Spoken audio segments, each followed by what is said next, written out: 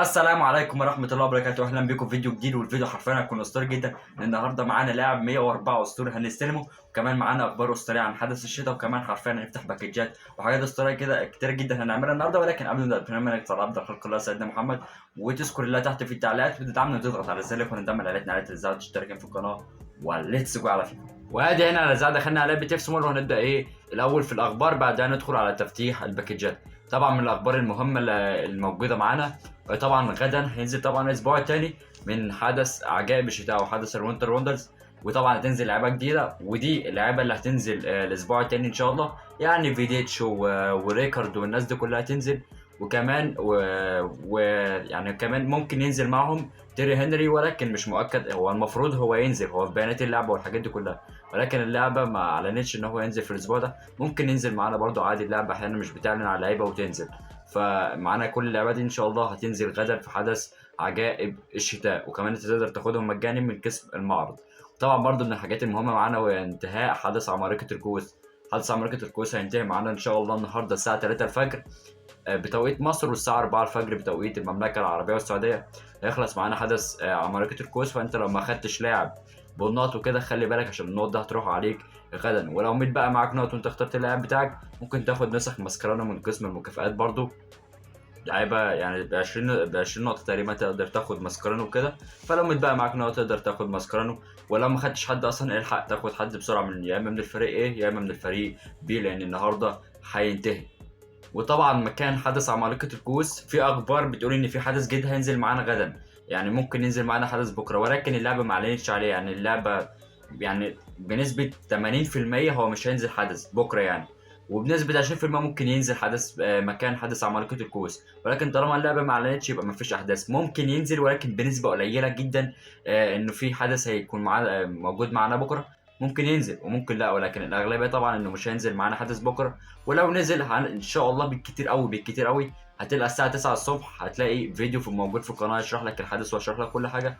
لو ما نزلش، بنسبة كبيرة يعني هينزل الاسبوع اللي بعد الجاي، اللي هو الخميس اللي بعد الجاي ده ان شاء الله ممكن ينزل معانا حدث جديد. وطبعا حدث هيكون صغير شويه، ولكن حدث جديد في اللعبه يعني.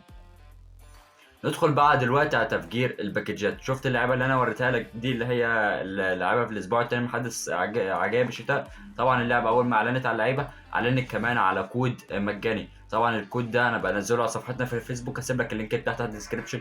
اول ما اي كود بينزل بقوم منزل لك على طول ان في كود نزل، وبنزل لك الموقع والحاجات دي كلها. فادخل على صفحتنا في الفيسبوك هتلاقي كل حاجه. طبعا الصفحه لسه جديده. طبعا الكود استلمته امبارح، ودلوقتي هنشوف هيطلع لي مين من الكود. هو الكود تقريبا في لاعب بيتباع، فالكود ده تقريبا بيدي لاعب بيتباع. فبسم الله نفتح الباكج وان شاء الله يطلع لي لاعب غالي. الكود طبعا نزل امبارح بالليل. فهنشوف هنا بسم الله الرحمن الرحيم. ووك اوت حلو قوي. الانفرسراي هولندي سي دي ام 100 ده ولا 99 تقريبا 97. يعني كويس برضو. تلاقي لي لاعب تلاقي لي لاعب ب 15 مليون. انا شفت واحد طلع له محمد صلاح بمليار وحاجات كده. فانت يعني تابعنا اول ما ينزل كود. تقريبا الكود ده انتهى. اول ما ينزل كود ان شاء الله هقوم قايل لك عليه على طول. وطبعا كمان من الاخبار المهمه ان في بتاع الوقت الاضافي اتجددت معانا الباكج اللي هو 3000 جوهره واللعيبه وماسكران والحاجات دي كلها. ما تنساش ان انت تاخده. انا هوريلك دلوقتي. طبعا هو الباكج ده قوي جدا جدا جدا. هيديك يا اما نسخه ماسكرانو، يا اما 10 مليون كوينز، يا اما 3000 جوهره، يا اما 4000 نقطه من نقط الوقت الاضافي. ولكن انا عن نفسي انا هاخد ال 3000 جوهره، لان 3000 جوهره متشكله في باكج من 100 ل 105. لان انت تاخدها تروح تفتح باكج من 100 ل 105. ده باكج قوي جدا. ممكن يطلع لك لاعب 103 او 104 او 105 حتى. فالصراحه الجواهر دي حلوه جدا. فاحنا هناخدها ونروح نفتح الباكج ونروح نستلم لاعب 104 اسطوري. لان طبعا استنيت انا افتكرت اللعبه اديت لي كده جواهر مجاني. المهم خدنا الجواهر، وطبعا هنروح نستلم لاعب 104 اسطوري وهنحطه في التشكيله، وهنروح نستفاد ب 400 مليون. يعني حرفيا دلوقتي هنعمل تطوير تشكيله قوي جدا. فالاول نفتح باكج ب 3000 جوهره ان شاء الله. يا اما لاعب اس تي، يا اما لاعب ار بي، يا اما لاعب جي كي. واحد من الثلاث مراكز دول، لان الثلاث مراكز دول اضعف ثلاثه عندي في التشكيله كلهم 101، والباقي بقى 102 و103. فان شاء الله يطلع لي حد، ويا اما توري، يعني ان شاء الله يطلع لي توري، يعني يا رب يطلع لي توري حتى. فبسم الله ان شاء الله يطلع لي لاعب على الاقل 102 عشان اقدر استفاد من النقط بتاعته في المعده بتاعت الحدث. انا هاخد تقريبا 25 نقطه على اللاعب ال 102. بسم الله الرحمن الرحيم، نفتح الباكج ان شاء الله يطلع لي لاعب اوفر عالي. ايه العالم ده، ايه العالم ده يا جدعان؟ ايه العالم ده؟ لاعبه اكيد اوفر 100. ايه العالم ده؟ استنى، جمهوريه افريقيا الوسطى. يا جدع يا جدعان، اللعبه مطلع لي لاعب من جمهوريه افريقيا الوسطى يا جدعان. جمهوريه افريقيا الوسطى يا وصلت بيكي كده يا ايه يا جدعان. انا ما طلعليش ولا لاعب 102 حتى من الباكج ده. شايف اسبوع كامل ما طلعليش لاعب 102، تخيل. ده كله عشان نزلت قسم المعرض، يعني ما نعرفش نبدل اللعيبه بنقط عاليه. ايه ده؟ ما طلعليش لاعب 102 من الحدث ده، او حتى من حدث عمالقه الكويسه كده. حدث عمالقه الكويسه طلع لي لاعب 102. 103 ما شفتهوش في الحدثين، بقالي 3 اسابيع ما شفتش لاعب 103 في التشكيله كلها. ودلوقتي هستلم لاعب 104 بس اللي هو ايه، مضمون يعني. خلاص اللعبه مش هتديك حاجه غير الحاجه المضمونه. الحظ حرفيا بقى في اللعبه وحش جدا من ساعه ما نزلت اللي هو قسم المعرض، وان انت تقدر تبدل اللعيبه وكده. معرفش يعني قللت لك الحظ عشان تديك نقط وتقدر تاخد اللاعب المضمون بتاعك. معرفش الصراحه، حاجه وحشه جدا من اللعبه يعني. طب ماشي، ارفع الحظ شويه يعني. قول لي برضو انت طلع لك مين في التعليقات، وقول لي برضو انت اخترت مين من حدث عمالقه الكويس. يعني انا دلوقتي اختار جويلي 104. اللاعب ده الصراحه اسطوري جدا، وكمان احطه عندي في مركز الار دبليو، وهبيع ديابي 106. استلم الاول كده جوالي معرفش. جوالي اسمه غريب الصراحه، ولكن يعني اللاعب ممتاز برضو. بس مشكلته ان هو 4 قدم ضعيفه، اللي هي الاربعه اللي على الجون، فهو بيلعب بيمينه وهو بيلعب ناحيه اليمين، فدي ما تنفعش. بس هنستلم اللاعب وان شاء الله يطلع جليتش على ارضيه الملعب. فرنسي ار دبليو هيرو، لاعب جويلي 104. الصراحه اسطوري جدا، وسعره 600 مليون. طبعا هو مش بيتباع. ونروح دلوقتي ونحطه في التشكيله. فهمني على التشكيله، ما اتوقعش ان هو يوصلني 108. يعني انا هطوره للاحمر، بس ما اتوقعش ان هو يوصل لي 108. طبعا معايا نسخ ماسكرانو كتير، تقريبا معايا اكتر من 24 نسخه ماسكرانو. بجمع فيهم من بدري، ما مش بيطلع لي لعيبه. طب انا اعمل ايه؟ يا ايه، طلع لي لعيبه عشان اقدر اصرف اقدر اصرف نسخ ماسكرانو دي. حرفيا حاجه سيئه جدا من اللعبه.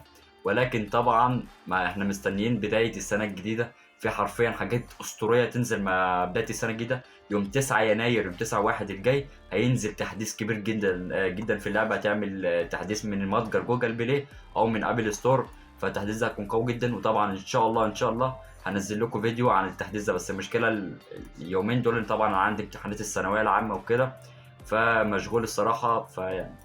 يعني ادعوا لي، وان شاء الله يعني كل اللي عنده امتحان ان شاء الله ينجح، وان شاء الله تعدوا كلكم، وان شاء الله تجيبوا اعلى الدرجات ان شاء الله. فدلوقتي اطوره ب5 نسخ ماسكرانو، ونطوره للنسخه الحمراء.